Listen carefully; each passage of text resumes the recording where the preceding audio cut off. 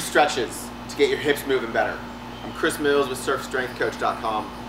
I spent 10 hours sitting in a car on a drive back from Tennessee the other day. It sucked. So it got me thinking, stretch your hips, right? So a lot of people spend 4 or 5 days a week, 8, 10 hours a day sitting, and they go into some athletic endeavor, in our case surfing, and if your hips don't move, things start to become problematic and you're less efficient. You've kind of got less joint durability, less athletic capacity. Your hip joint, ball and socket joint, is meant to move a lot, move well, and carry lots of load. So you need your hips to move well. Here's 3 stretches to get you moving better. Stretch 1, quad hip flexor stretch. With all these stretches, if things hurt, go get yourself checked out by a professional. There are orthopedic issues and structural things with the hip joint that can really provoke some pain and some issues. Don't go into pain. Quad hip flexor. First thing you need to be aware of when you're stretching hamstrings or when you're stretching quad hip flexors, really anything around the hip joint, you need to be aware of an anterior versus posterior tilt, okay? If your pelvis is a bowl and you pour water out the front of that bowl, kind of butt out, that's an anterior tilt, okay? Posterior tilt is if we tighten up that glute a bit, tighten up the abs a bit, and we're trying to get that bowl to pour out the back, really. Cool?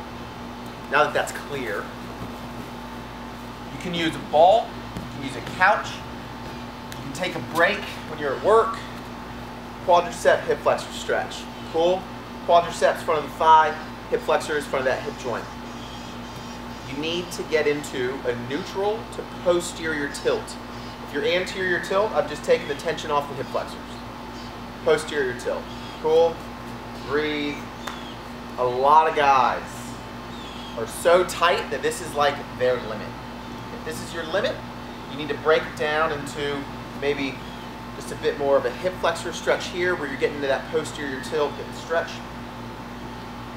You also need to start incorporating tissue work. With all these stretches I show you today, if you feel excessively tight or you feel specific areas of tension, you need to spend a few minutes with a foam roller, tennis ball, or lacrosse ball. I go through all the tissue release work in all these stretches, as well as progressions, regressions, everything you need to know about flexibility and stretches for surfers.com. So quad hip flexor stretch, get here, get vertical, open up the front of that hip, sit here, breathe. Cool? Both legs clearly.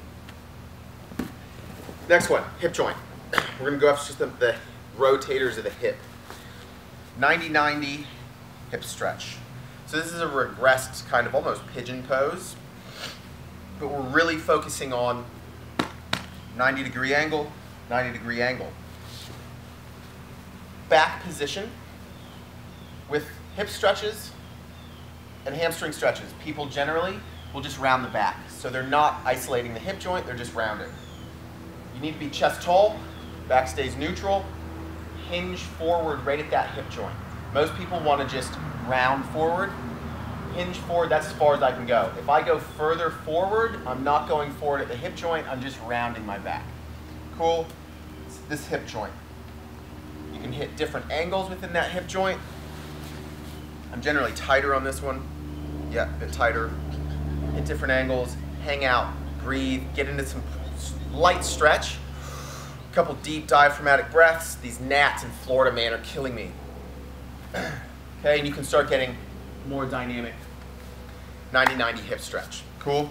So now we go up to the hamstrings. People seated for long periods of time, you get loads of tension in front of the hip, or we get excessive tension hamstring, sometimes both. With the hamstrings, just like that 90-90, you need to be aware of how to isolate the low back from the hip joint.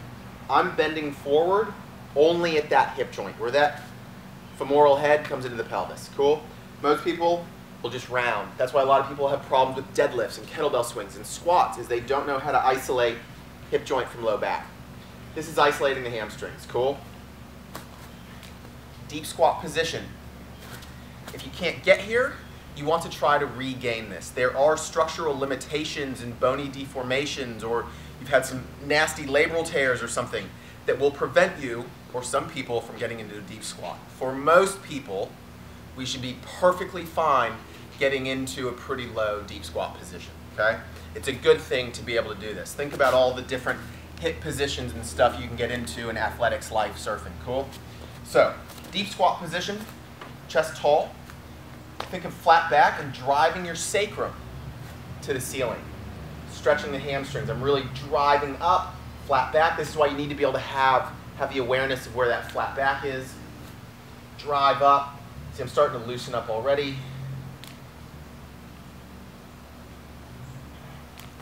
Hamstrings. Hamstrings, quadricep hip flexors, 90-90 hip rotators. These isolate specific muscles and muscle groups around the hip joint. Work on those.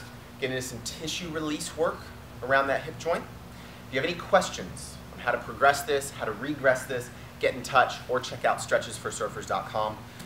What's important is you start working on this flexibility stuff every day, a couple times a week, right, if you're really limited.